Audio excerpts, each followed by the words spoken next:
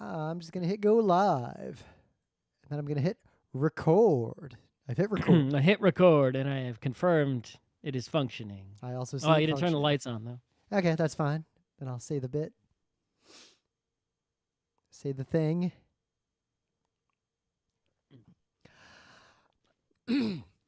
It's Tuesday, April 30th, 2024. I'm Rim.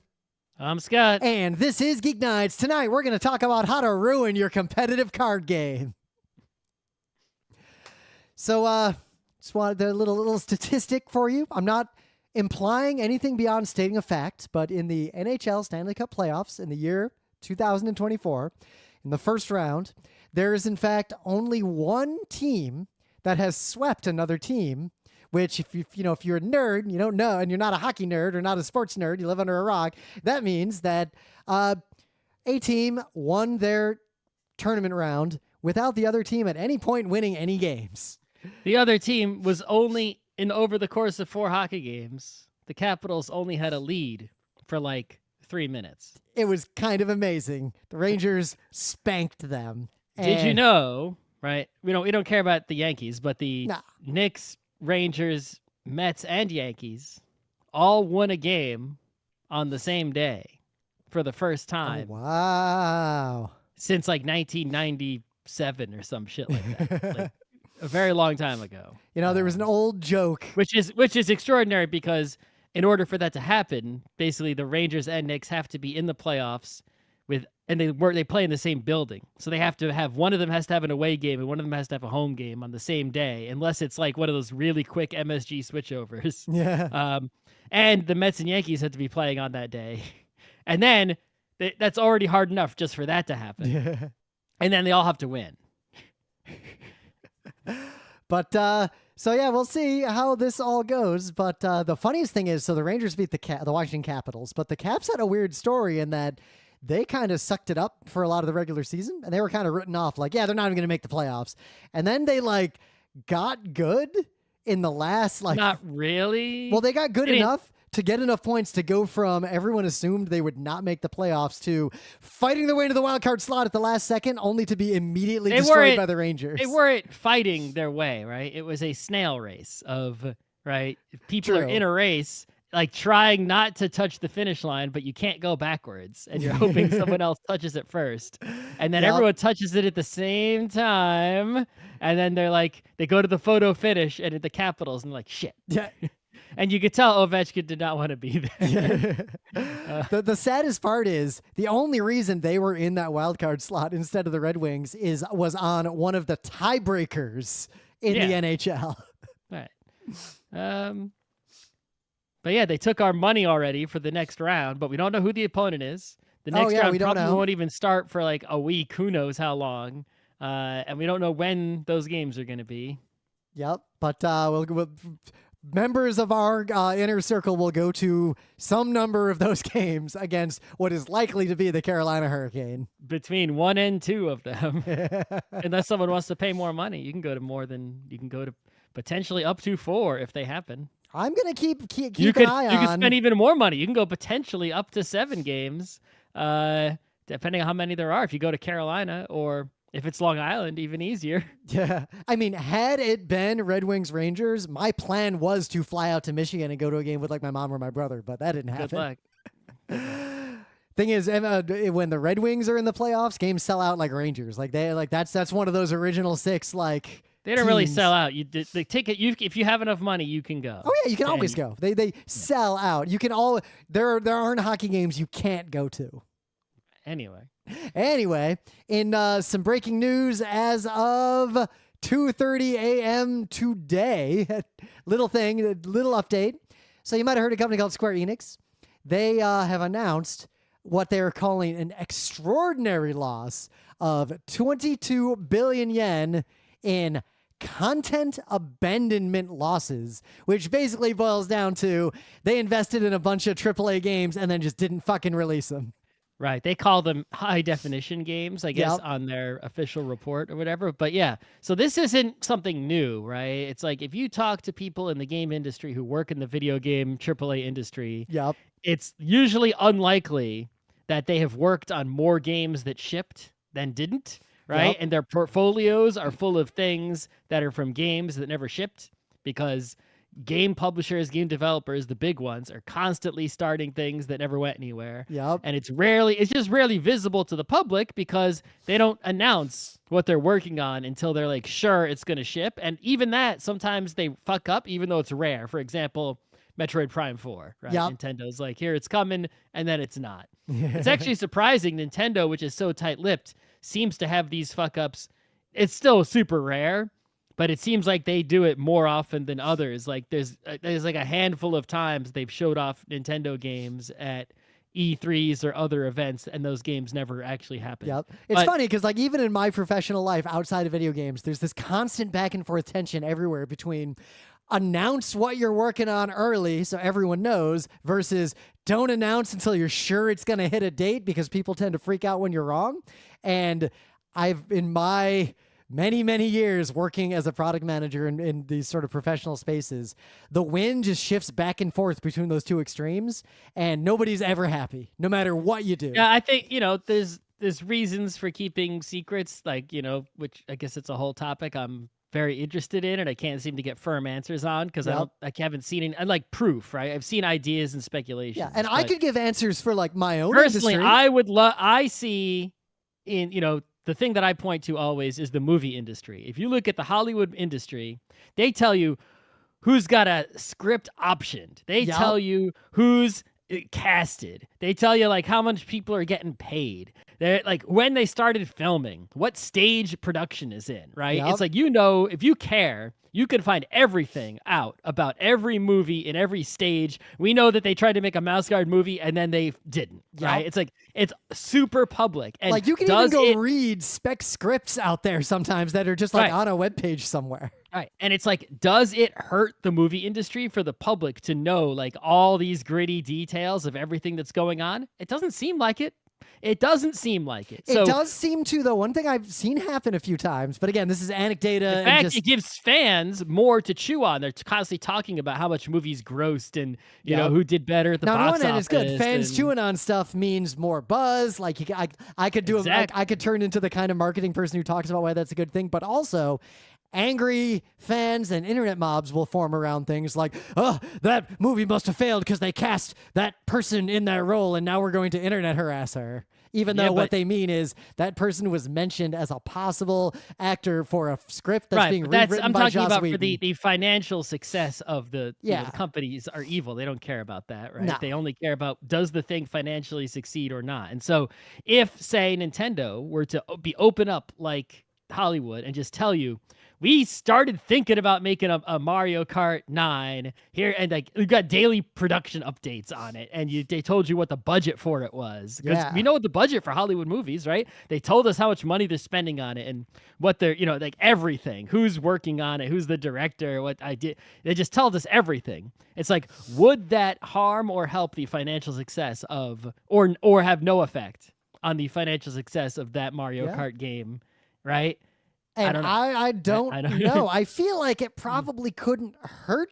And I feel like a lot of the harms that I think part of the reason why there do seem to be weird harms that come out of leaks in the game industry today like that mostly are down to the fact that because everything's so secretive and tight-lipped, when any insight from the inside baseball leaks into the outside world, people are rabid to learn about it and they kind of like overemphasize it. Yeah. But if they saw that every fucking game studio, 90% of what they do gets thrown away, and like that was just like Hollywood, I feel like the fans would calm down. So Square Enix, basically this past fiscal year, between March 2023 and 2024, had an unusually large number of high-budget AAA HD games that were in production, stop production, and get abandoned.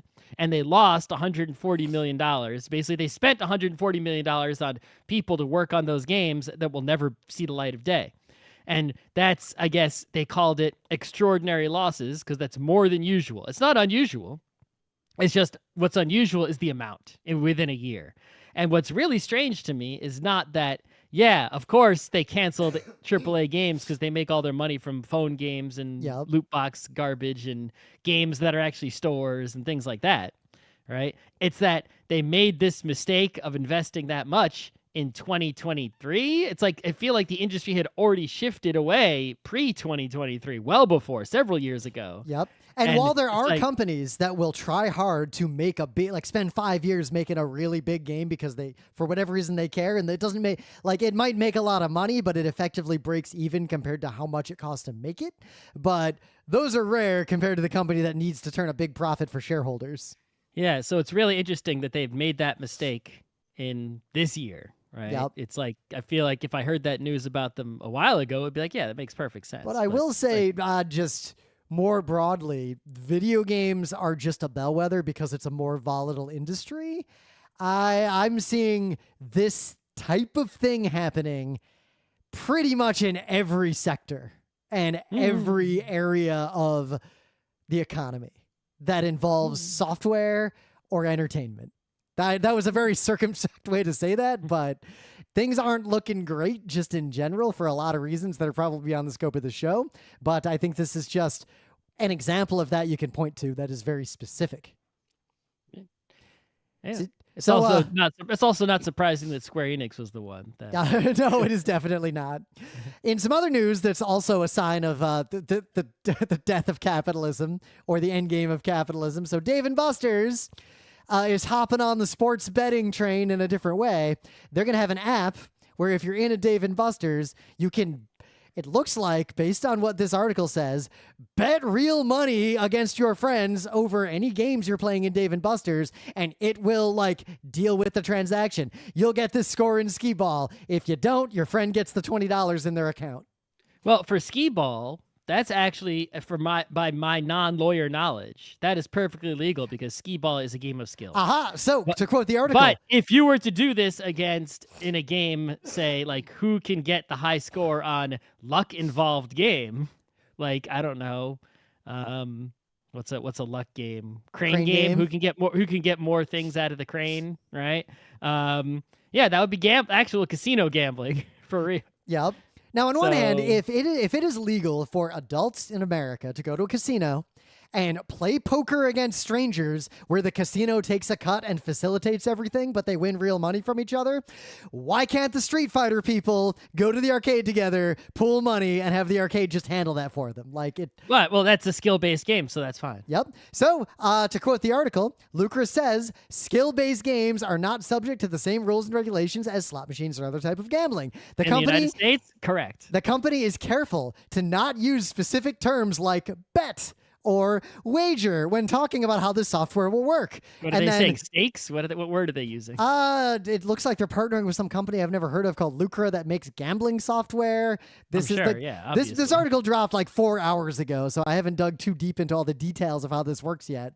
But quote, we use real money contests or challenges, unquote, as our terminology. So how did they make it? If I go play you in Street Fighter, right? So let's say it's an old, we go back in time. Yep. And we go to an arcade, and I put 25 cents in the Street Fighter, and you put 25 cents in the Street Fighter 2, right? Yeah, Street Fighter 2. Then we bet each other $1, right? So we put down $2, and the arcade takes the $2. Yep. And I win. The arcade is going to give me $2, or are they going to give me $1.75? What's going to happen? They haven't said. They see. It doesn't. Because if they give me $2 when I beat you at Street Fighter, they've made no money on this, other than, I guess, making it more exciting to play Street Fighter for people with gambling addiction. And then they're hoping we put in more quarters. Because Dave & Buster's has mostly shit for arcade games in the modern era, so like there's a reason I'm not going to go hang out in Dave & Buster's anytime soon. But it seems like they're aiming this more at being a perk for people to use their app and join their membership rewards, whatever program. Because you got to have an account and the app to do it. Because if they're not taking a cut off the wager part, right? It's like, first of all, why do I even need them? You and me could just be like, hey. Yeah. The only difference is, like, if you and I bet money on an air hockey game, like, I am confident both of us would pay up when we lose. Like, I feel like that would happen. We don't need to get fists involved. I guess it would let you bet against strangers. Yep. In the Dave & Buster's, which could be, Dave & Buster's are already dangerous places where many incidents happen. Not on the level of a Chuck E. Cheese's, though. No, it's the second. But if there is suddenly gambling and, like, someone's like, pretending to suck at Street Fighter and then says, I'll bet you $10, and then they win against a person who gets mad about $10, then they could suddenly be playing Dave & Buster's Fighter very quickly. Dave & Buster's Fighter is not as good a game as IHOP Fighter, but it's still it's a game you don't want to play. Yeah, there might not be any fireballs, but So I think there's a few things going on. One, gambling in America is becoming big because it's one of the few remaining industries where you can basically milk money out of nothing. And two, I think the product is just trying to get people to go to Dave & Buster's, join their program, and use their fucking app. And I think this is really just a long form ad and inducement to get people to use this app. I mean, if you think about it, they've already reduced all the Dave & Buster's arcades. All the skill-based fun games, the good ones, have been reduced dramatically and replaced with games the ticket games, which are already gambling. So it's like, if instead of getting rid of the other games entirely, we'll just make them also gambling by putting a layer on top. So now it's all gambling. It's just a casino that's legal for children. Right? And the thing is, right, if you ask me, the best kind of gambling is no gambling at all, right? The second best kind, that's in terms of acceptability, is in fact the bet on a thing of skill that you're participating in, right? Because that is not fundamentally different in many ways from entering a buy-in tournament. Yeah, effectively, right? And then the third most acceptable kind would be actually, as much as we hate it, like sports gambling. It's like you have information about it or things of that nature, right? You have a lot of information to go on. One caveat, though, machine learning models are increasingly making that meaningless to the players. Of course, but I'm just saying, it's like we're talking about in terms of acceptability. Yeah. All of these, other than no gambling, are below the line. Right? We're just comparing the bad ones to see which one's worse. Of course, if we're talking about which worse, whatever, I would say that pretty much all gambling that is interactive in any meaningful way is still orders of magnitude better than slot machines, which seem to prey on humans. A slot machine would be the next level because, a slot machine is evil in all ways, but at least there is a regulated slot machine. True, right? It is regulated. The slot machine can't cheat you. It tells you how it's going to cheat you. And the slot machine will, if you win, pay you out real fucking money. Right? Real money will come out of the slot machine if you hit the jackpot. Cash, right? So below that, the worst kind. Oh, the internet, the app slot machine that kids play that doesn't even pay out money. Right. Well, the second worst kind are blind boxes, magic cards, Pokemon cards, where you're gambling and you are getting like a product, I guess cardboard or a crane game, a plushie maybe, right, or a figurine, whatever. But it's random and it might be worthless, right? Or it might be doubles, or it might be right. So it's like. You're putting money in and money can never come out. You're only losing money, right? Because no matter what, even if you, quote, win, you cannot profit from that kind of gambling ever. You will always get out less than you put in no matter what. And then the worst kind is the same thing, only digital stuff, where you're putting in money and nothing ever comes out, period. It's always zero. You're just giving money away, right? So it's like, they're all bad, but gambling in like a legit casino with like a legit slot machine or a legit roulette table or a legit blackjack, you could win money. It's possible. We did it one time. Right? I still got that cast iron pan that I bought with those winnings. Right. we won a pan. It's like, if you go and buy magic cards, you can only win less magic cards than you paid for. Yep. And if you go and bet on loot boxes in Fortnite, you can only come away with nothing. Just even an anecdote from childhood. Like I played Magic in the era when ante was in the rule book and there were cards that affected the ante. Like Magic had gambling built in. I don't think a lot of people who are younger than us know that, except for super nerds. And in my childhood experience, 100% of the time, when the anti-rules were used, whatever kid lost would freak the fuck out, not want to give up their card, parents would get involved. Nobody ever actually paid up when they lost. That's why if you're doing it, that's what I'm saying. If you do any kind of that kind of thing with strangers, you do need that third-party intermediary. Yep. All right, you got any news? About Fallout? Oh, right. So Fallout is really big right now because of the TV show, which is I might apparently watch. good. People I've heard trust. it's good. The trailer was, I got to say, the trailer was acceptable. It was very Fallout-y, but it, it could be fan servicey. Yeah. The only thing for me is like, it could still be one of those ones where it's not really has anything to say. It could just be what happens next. But regardless, the trailer was like, oh, I feel like I might want to watch that. In the queue you go. Yep. But it's on Amazon Prime, and Amazon Prime right now, you have to pay. Even if you have Prime, you got to pay a few extra dollars to get rid of the ads. So I'm not paying those few extra dollars. Actually, my Amazon Prime is I set it to not renew when it runs out, but we're watching the Wheel of Time on it, and despite not paying the extra, no ads have appeared so far. Oh, maybe I will attempt to watch an episode of Fallout and see if I can't say if that, I don't know why. I just assume the ads would appear, but maybe my in-house ad block will block them. I don't know. do not know why no ads have appeared. All right, so and I have only watched Wheel of Time. All right, so I'll watch one episode, and I'll see if an ad appears, and if it does, maybe I'll watch it sooner. Yeah. And if not, I'll wait until a distant future when there are enough shows on Prime so I can pay $3 to turn off the ads for a month and watch them all. But meanwhile, this has obviously caused great interest in Fallout games, which are widely available. You could just get Fallout 1, 2, Tactics, 3, 4, New Vegas. That's all of them. Oh, 76, the MMO even, is getting renewed interest. There's a VR version of 4 that's not worth it unless you're a VR experimentalist, because it's just the game in VR and it's really disorienting. Right. I have played Fallout 1 and 2, but I never beat them because the user interface was so painful, and I played them. Yeah, I want to be clear here. The user interface of Fallout 1 and 2 were atrocious, even by the standards of the time, in my opinion. Right. And I didn't play them until years after the time, so it was even more painful. But in the time, they were not great. Yeah. And so then, because they came out after XCOM and were worse. Right? So anyway, I did play and beat all of Fallout 3, the original game. Damn, I don't think I had any DLCs or anything, but I beat the whole damn game. And then I tried to play New Vegas on several occasions. And on the most recent occasion, the game, I basically was going along.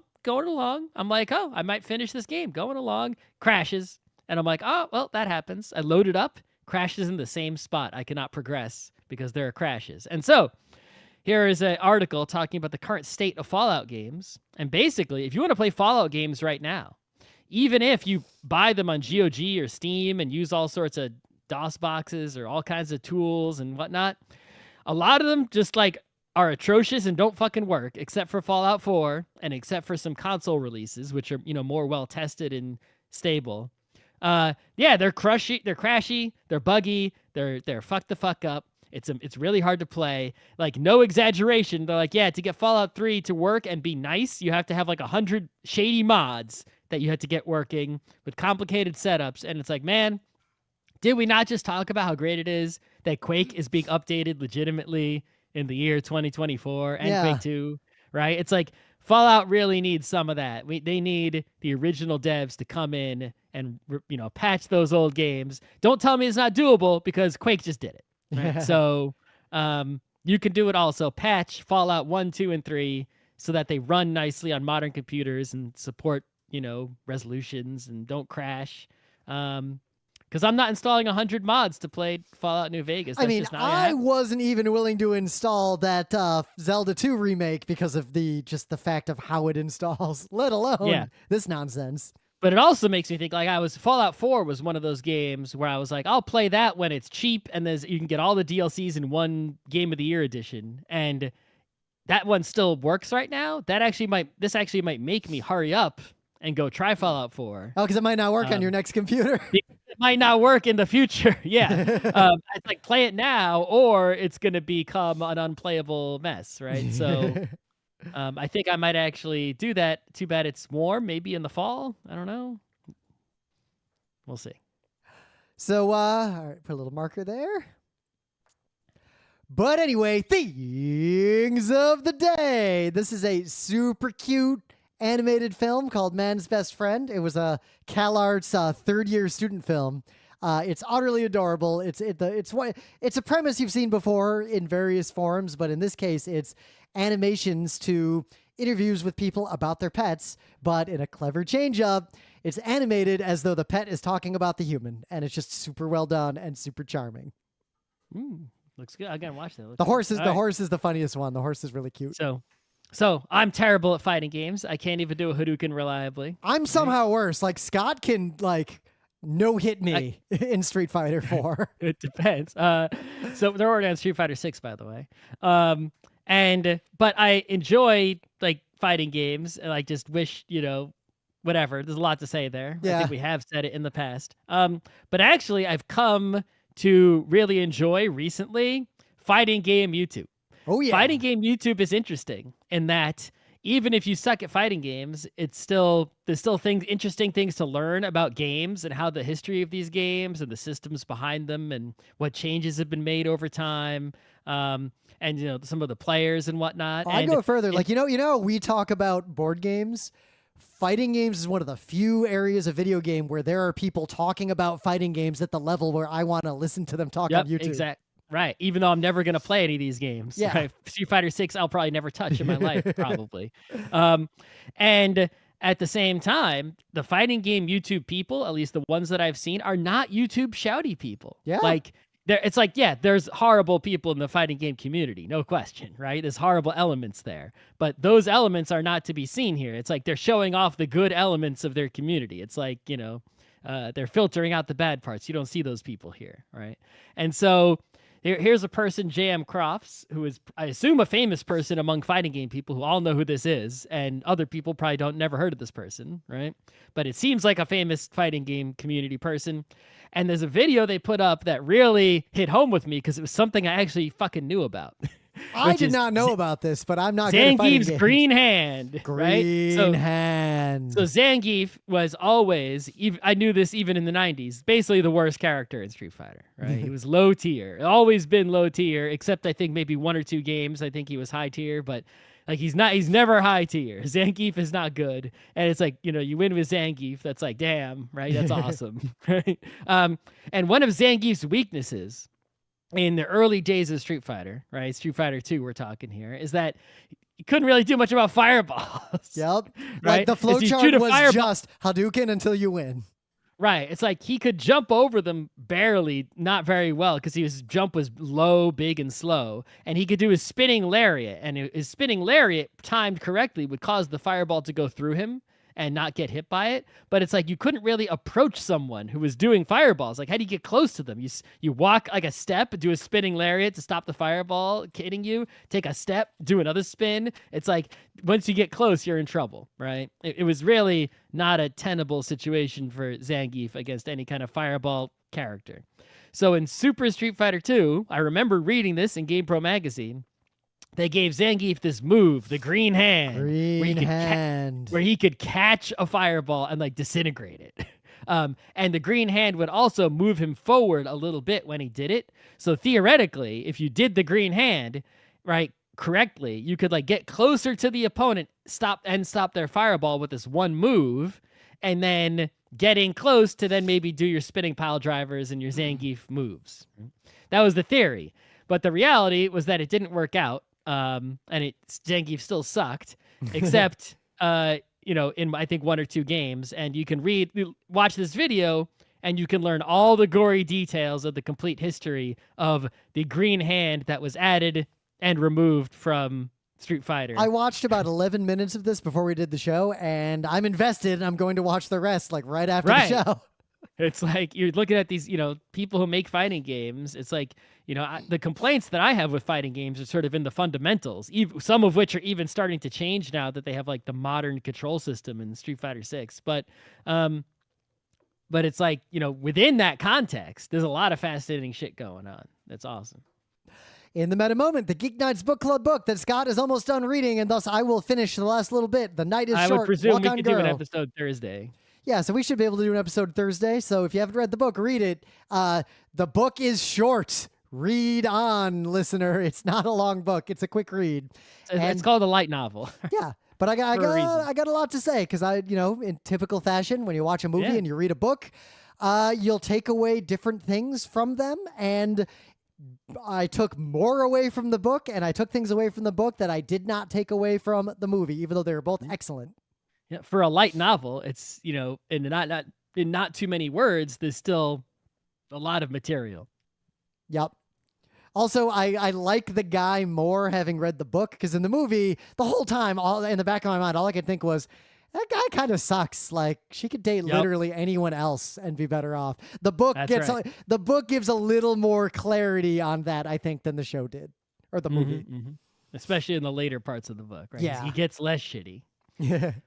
It's sort of like in the movie, it's like, yeah, he's a shitty dude, whereas in the book, it's more like he's a fine dude, but of course every dude is shitty in these ways. Yep.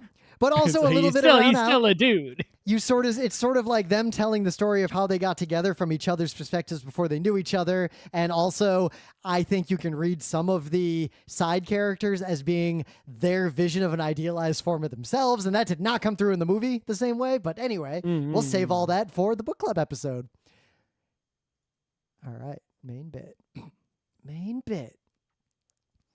So, full disclosure, I agree with, I'd say, about 60% of what I expect. 60 to 70% of what I expect Scott's about to say. But not a lot of people will agree with 100%. Yeah, but there is what we were going to talk about, just Marvel Snap, because we reviewed it very early in its life, and it is a very different beast now. 2 years later. It's like, that's the thing. When you have a living game like that, if you're involved, you could make a whole podcast out of it because things are constantly changing. Right? Yep. I mean, think about it. Geek Nights, we can't be doing the same game over and over. Right? We have to make a new podcast. Yeah. Even though, like, our Discord, we could probably, you, me, and Scott could probably just do a never-ending podcast about this fucking game. But it changes every week. So you could do a weekly episode. You would talk about the new card, and you would talk about the if there were any patches to the balance changes. Yep. And then you would talk about like the economic, the monetization system changes or what's new in the shop. Yep. And that would be your 3 segments. And you could do that once a week and make a Marvel Snap podcast, no problem. And we are not going to do that. But no. So a common theme that comes up a lot, and it's something that comes up for a lot of games that Scott and I talk about in our real lives outside of Geek Nights, but it comes up pretty much every week when we're talking about Marvel Snap. This is brought up. I could go prove how often it's come up if I went through this Discord chat, but Scott will have very specific complaints that are valid. And what this boils down to is, broadly, in a game like Marvel Snap, but extrapolate a little bit, any sort of CCG that's competitive. Yeah, card games where you're basically paying a cost to play a card, right? Yeah. Magic the Gathering being the first significant one. And at least, kids, be thankful we don't call them magic likes, that we actually call them something different. We could have gone down a dark path and called all these magic likes forever. Yeah, it applies to your Yu-Gi-Ohs. It applies to all of these kinds of games. Even Netrunner, even though that's significantly different, it's still in the same category.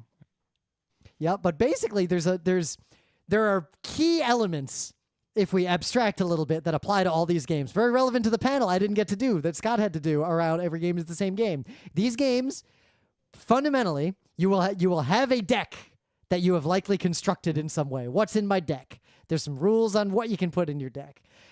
You can play cards, but the playing of the cards is gated by a resource of some kind. And generally, you will have more of that resource the longer the game goes on. So in the early game, like think Magic. In the early game, you play a land. Unless you're really lucky or have a special card, you can play at most 1 card that costs 1 mana by tapping that land. That last rule isn't firm. Like in Netrunner, you could end up like rich in the early game and bankrupt later. But in general, yes, you will have more economic capabilities as the game goes on, right? And so, yeah, all of these games, since Magic, they have a host of problems that have caused these games to sort of collapse or devolve, or, we're not in terms of the outside part, like the community or the tournament structure, anything. We're talking about things internal to the rules of the game. Yep. And the text printed on the cards. The designers of the game fucked up, and the game was in a bad state at one point or another, to which it was in a range from unfun to play, unfair to play, unplayable. Yeah. Right. because they fucked up. And that's excusable, especially in the early days. Magic fucked up a lot, but they had nothing to learn from. Yeah. Right? It's like they didn't know when they made Black Lotus that it was a bad idea. Yeah, Mox is a cool card. Then like, oh, and actually Mox is the exact problem. Like Magic stepped on this landmine with their first set. And they like, there's a reason Moxes were removed from the game and the Black Lotus was removed from the game basically immediately. Like that was broken day zero, and they knew it. Right. So then the problem is that since then, even games that are super new, Magic is how old? 30-something years old? 31 years old? 31 years later, people are making games with this sort of similar mechanics and fucking up in the same way. It's like, why did you print Black Lotus? We know that was broken since day one. What is wrong with you? Did you? So, I think it's more fundamental. Even if they learn that lesson, they'll look at their own game and they'll think this is a cool card. They don't realize what I'm looking at is actually a Black Lotus. Right. And so I have a list here of like I've been building. You brought the list? I got a list. I've been keeping notes over time. Since even the Netrunner days, right? Of like problems that you step in this on community more so than anything. Problems that all these games kind of have, the lessons that we've learned. And so if I'm ever to make a game in this category in my shit talk aspirational life that I won't live, I can make a game that doesn't do any of these things. Now, there's one fundamental possible end state I want to say now, because I want to bring it up again at the very end, around if you do design games strictly to avoid all the problems Scott is going to describe. It might be a really unfun game. well, what I forget who said this, but I was reminded of it. I've been using this again. If a sport is perfected, it increasingly becomes less of a sport and more choreography, in that there is a correct way to play. Like all sports become a lot of gymnastics has become extremely advanced choreography. Fencing is just extremely advanced choreography, the way the games have evolved. But, when the Pareto frontier is perfect, the game becomes this sort of fundamental solved game. Yep. Every card game becomes something like Battle Line. That's why you gotta have some luck in there. Right? Yep. But anyway, but after the panel that I did alone, someone came up to me and they were like, "Hey, does thinking about games this way make them like less fun?" And I'm like, "Yes, yes, yes." You know how many games I would like or have liked that with my modern that years of Geek Nights have caused me to look at a brand new game, immediately clock, it's got X, Y, and Z problems. All right, I read the rules. I know the deal. I never need to play this. All right, so anyway, the first thing on the list, which is, we don't need to go too long about it because it applies to all games, but these games have this problem often, which is they don't write the rules unambiguously. Yep. Which is, it's much more difficult for these games than other games because in addition to a rule book, which you can heavily edit, right, over time, you're putting out cards constantly in like sets with like lots of cards, and you have to make sure every single card is written unambiguously, and like one set is like several rule books worth of text. And it's a difficult challenge, but it's like, you just have to do it. There's too many games where they put out cards and the text as an no, you couldn't look at the two players who are experts at the game could look at the card, read the text in their native language and disagree about what that card does. And don't do that. Edit better, right? Just, you have no business putting out this kind of game if you can't write the text in an unambiguous Magic fashion. learned that right away. One, banding they eventually got rid of because they couldn't figure out a way to write it. And the Icy Manipulator caused endless strife in the earliest days of Magic because the way it was written, there were a lot of ways to interpret what that effect was in practice in the game. Yep. All right. The second item, a very common topic in card game communities, is power creep, right? So what happens is you have a game and you put out some cards and then you want to sell more cards, right?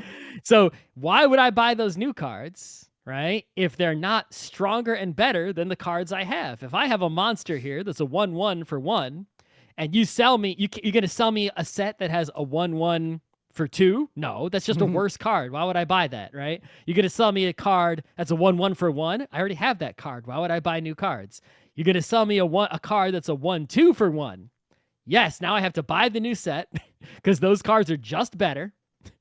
And the old cards now are worthless because they're just worse. And the Pareto frontier of the best cards is constantly moving forward. And there's power creep in the game because you do that to keep selling more cards, right?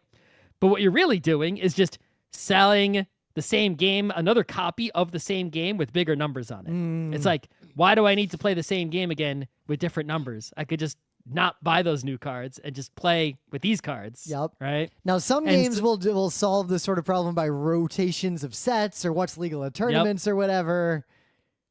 Exactly. So, you know, the thing I think you got to do is just be more creative or end your fucking game, right? It's people, they're like, oh, rotation and stuff like that. It's like, you don't have to do that. You could end the game. You could be like, that's the end, right? But then you don't make any more money.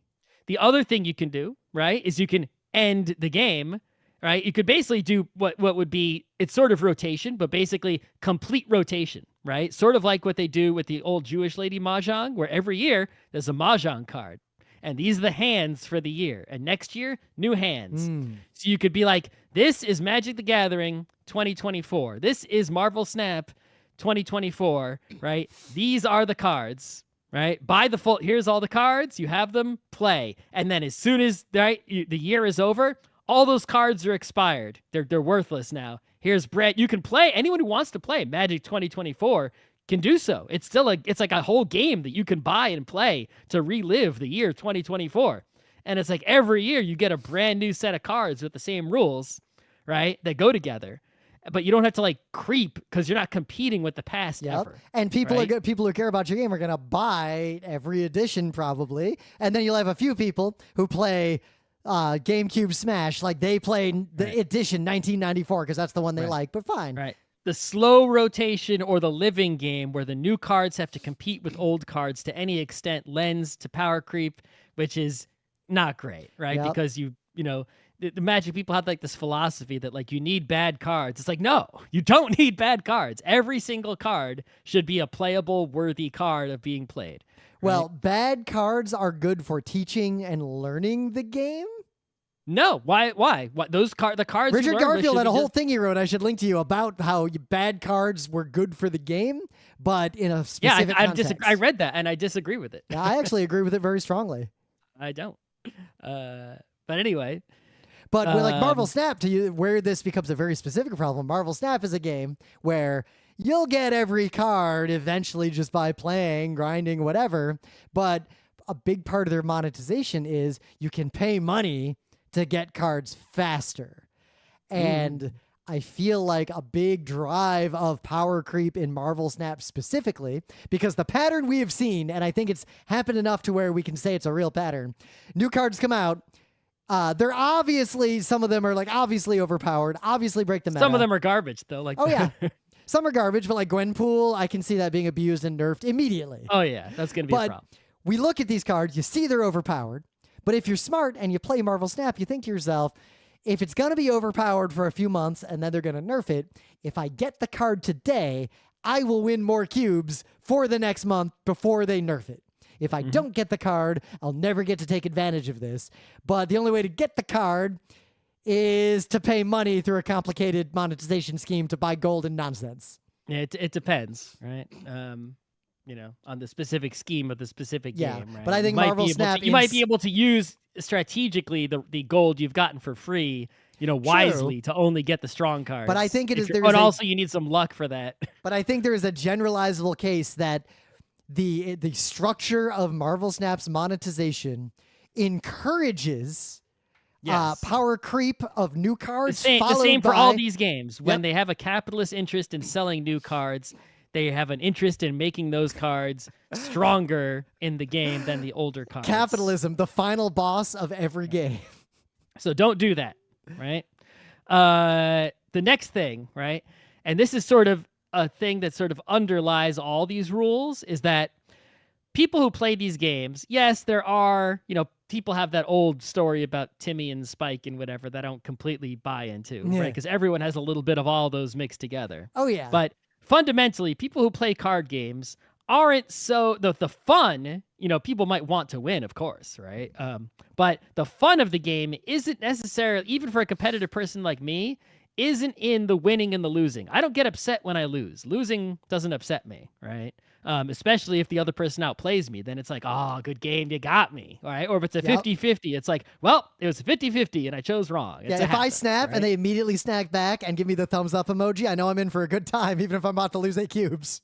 That's right. And so what upsets me in these kinds of games, and I think what upsets most players of games, period, right, is when there is a situation where you can't play, right? Because all someone wants to do when they have a customized card game is their deck is usually an expression of themselves, right? It's like, these are the things I enjoy. I like really big creatures, or I like lots of weird, tricky card shuffling, or right? But and Scott, it's like, I like a bunch of Professor X's.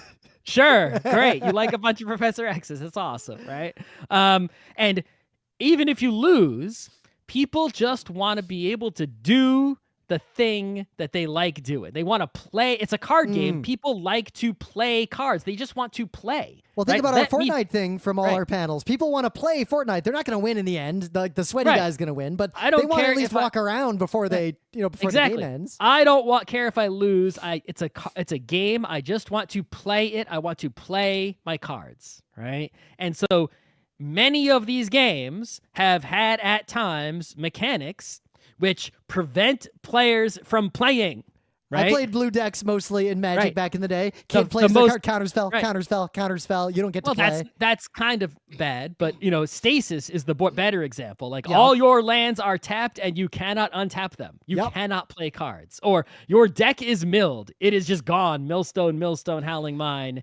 And you can't play cards because they're all in the garbage. See, no, it's tricky. Whatever was in your deck was meaningless. It could have been any cards in your deck. I might be the outlier. I know that I am not a typical person in this regard, but like when I play Magic and someone would mill me, I was usually just impressed.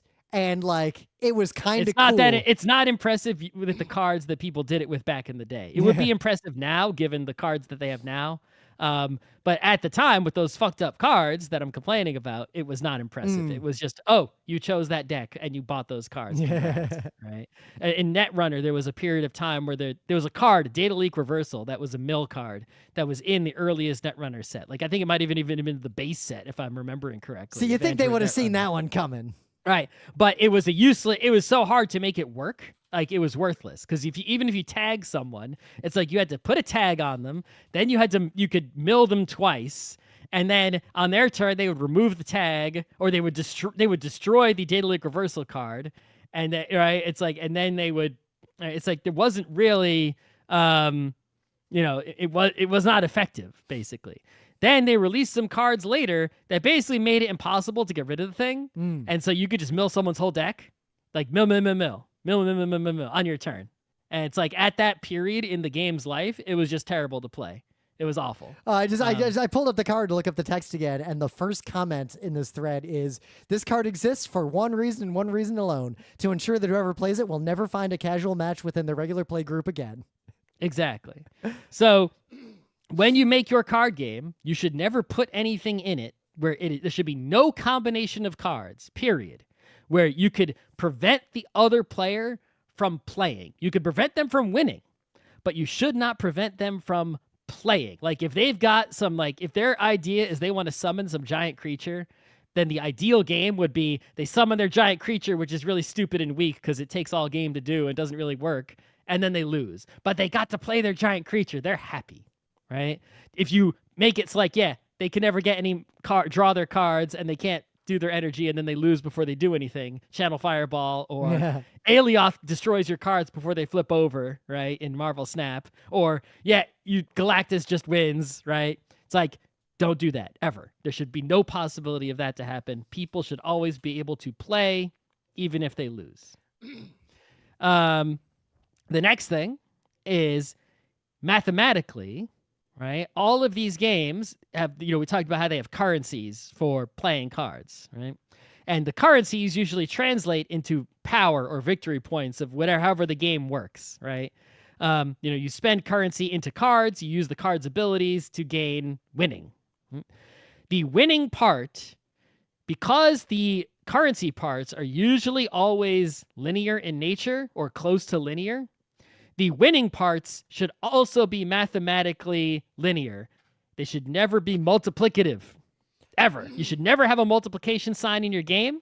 You should also not have a scalar, an unlimited scalar, where it's like, oh, yes, for every energy you spend, you get something. That's effectively multiplicative because it's multiplied times the number of energy you spent, right? Never do that. If you want to do like per X, say maximum 2 or maximum 3 or whatever it is, right? And if you want to say double, don't. Never say double. Never I will say say, though, Iron Man never continues to be a fantastic and perfectly counterable card in Marvel. He's not. I mean, it's one of those things where it's like you could make it work within really narrow scopes, but you're basically playing with fire on the edge. Yeah, I think that's the key point. You're playing with fire. That is dangerous, but it's not undoable. And I think doing it well makes for sublime experiences within games, but doing it poorly leads to Marvel Snap. Iron Man is the only card that matters if they did it wrong. The problem is that when you have multiplication, even if you sort of have the reins, like a tight leash on the multiplication and sort of keep it within bounds, you're basically limiting your entire design space for your whole game, because now anytime you design a card, you have to say, well, what if someone uses this with the multiplication, right?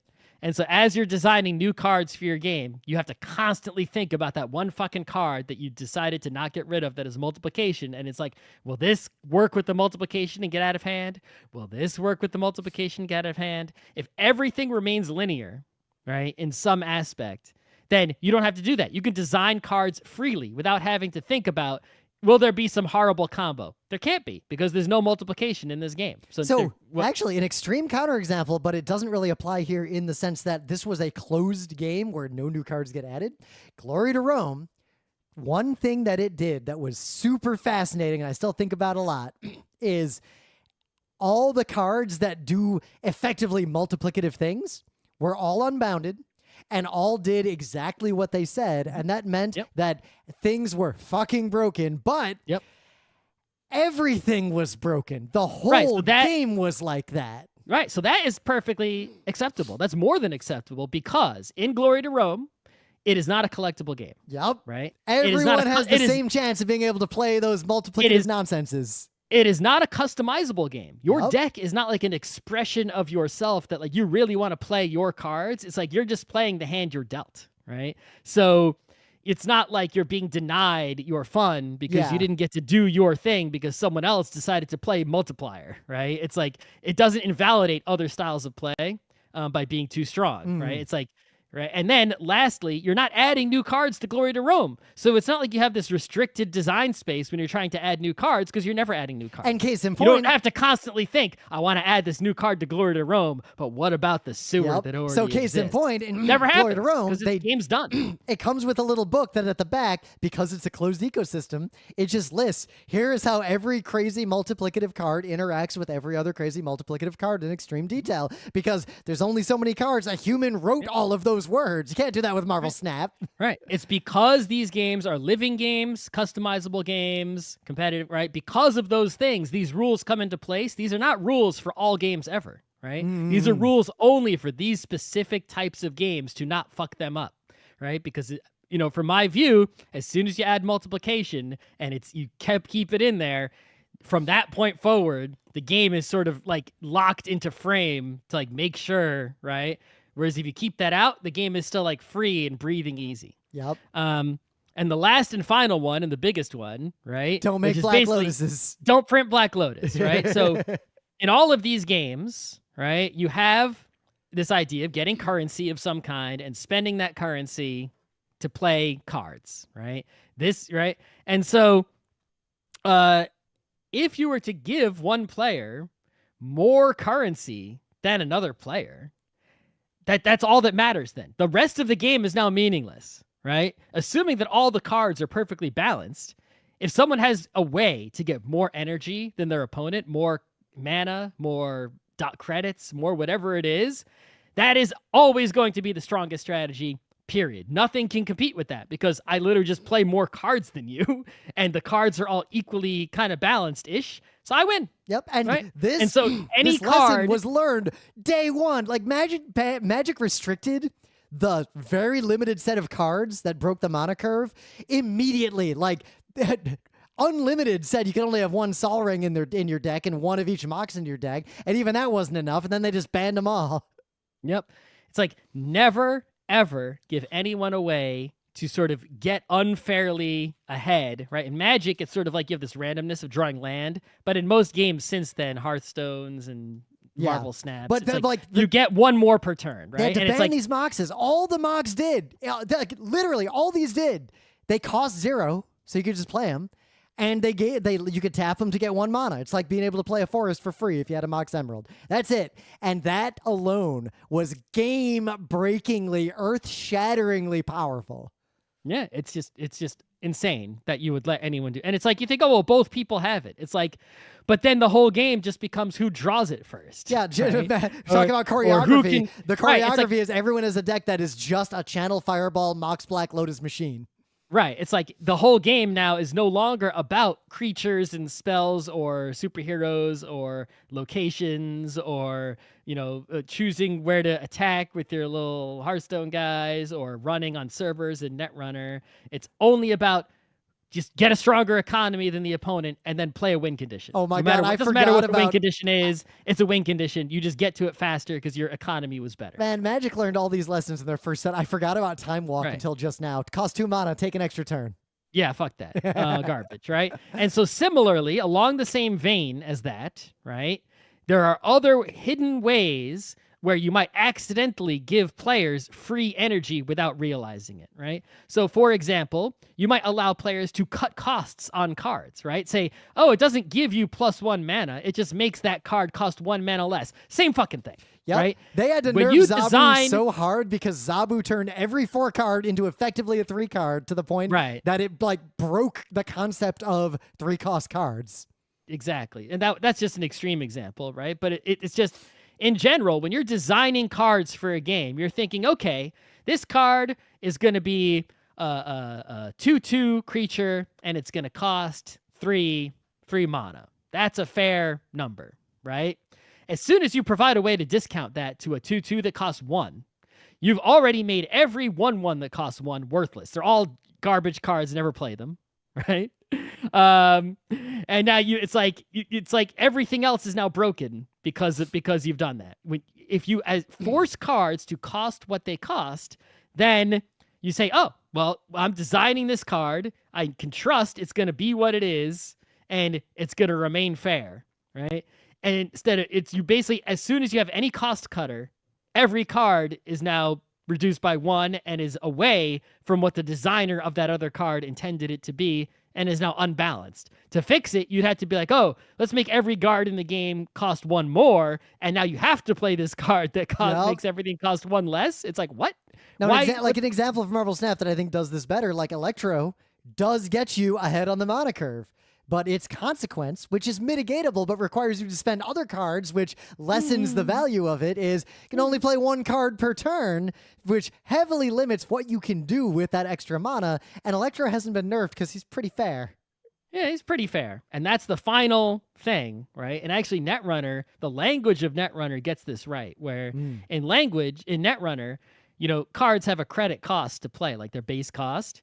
But there'll be words printed on cards that are like, hey, when you play this, you sort of also have to do some other non-normal currency. Like when you play this, you have to take a tag. When you play this, you have to take 2 damage, right? Yeah, Electro, when you play this, you have this ongoing that fucks you up now. Right. And in Netrunner, they called those additional costs. And there were actually language on cards talking about additional costs. So you could, if you think of Electro and Marvel Snap, he's like, pay 3 to increase your max energy by 1, additional cost, you can now only play 1 card a turn. Right? Yep. And so part of the problem, the final problem that I think you shouldn't do is you should make it, I don't want to say impossible, but too many games make it way too easy to negate additional costs, right? And when you negate the additional costs, it's just as bad, if not perhaps worse, than negating or giving free energy or free currency or discounting the base cost. For example, you might have a card that's like, yeah, this thing is way OP. It's like a 10/10 creature and only costs 1. It's like, whoa, but there's a mega downside, which is, you can't have any other creatures. It has to be your only creature. It's all like, right, then I play that with a card that doubles its power, and then another card that causes effects to happen twice, and suddenly I'm upped into a. Or I play another card that simply says, oh yeah, no matter the second card says, no matter what any other card says, you can have more creatures. Or technically your artifacts are creatures, so yeah, you can have more. Right? Or it's like, you look at Marvel Snap, you've got, Typhoid Mary, 410, but everything else is on your board is -1.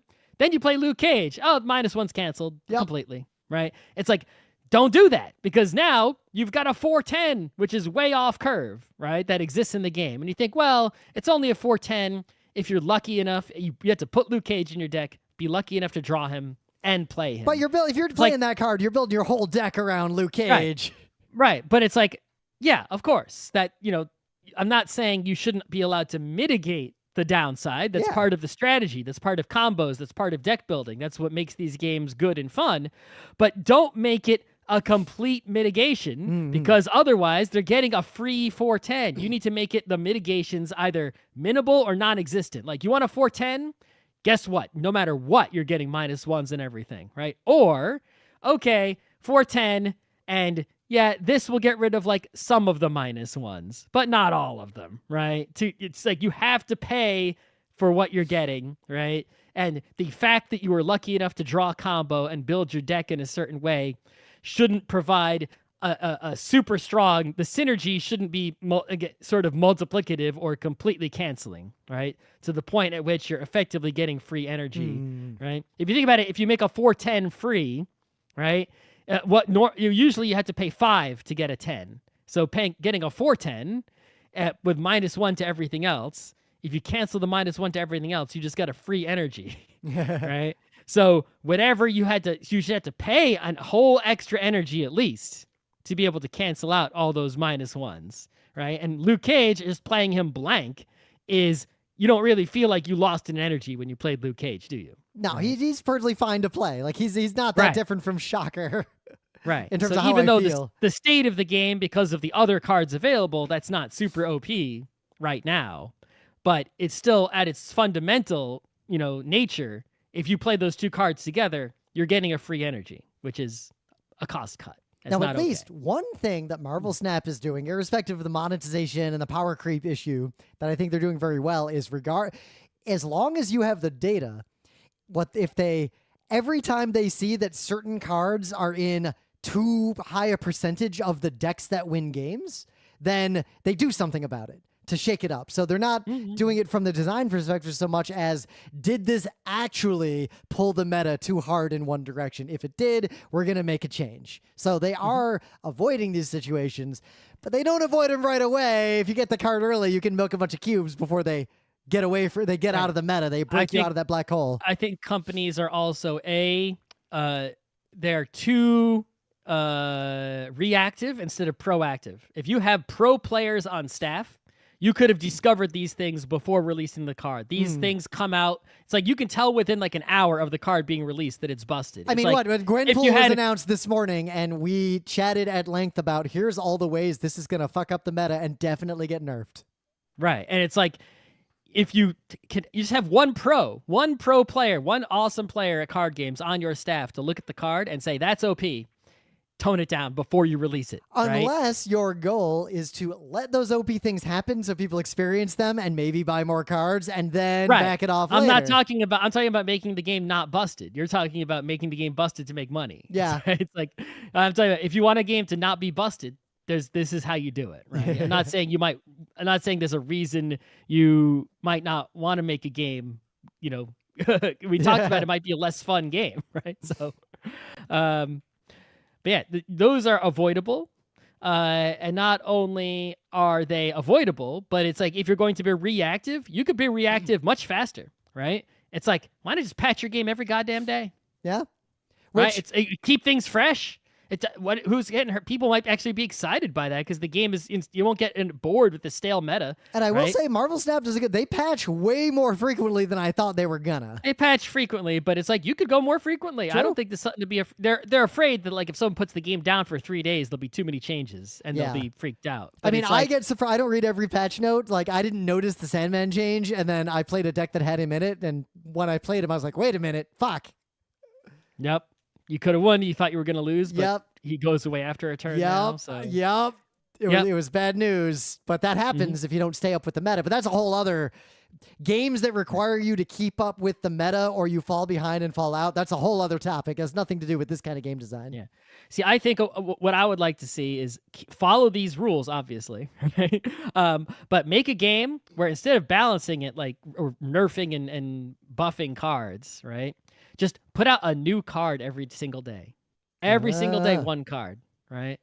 Penny Arcade style. That card's coming out. Doesn't matter. It might not be good, but it's coming. Right. And obviously my game, everyone would have every card because it's not going to be some collectible bullshit, right? So it's like every day you've got this new card. So it's like the cards aren't working differently, but the game is constantly shifting and changing. So that means there's a new meta literally every day unless the card that comes out is just really uninspired. And because you don't have cost cutting, you don't have free energy, and you don't have multiplication, you're reasonably sure that even with this new card every day, just rapid development without thinking too hard about it, you probably aren't going to make anything super busted, and all the cards going back until the beginning of the game will be probably playable as long as you keep your curve set and don't do the power creep either, right? So, and it's like, I could be wrong. Maybe I'm wrong about all this, but I haven't seen anyone try it either. Yeah. I've just seen these mistakes repeated. And so the Black Lotus one is just the funniest one because like it's just so telling that the first game like this ever, some of the first cards they designed were some of the most problematic concepts in the entire history of collectible card gaming. And every card game seems to keep making that exact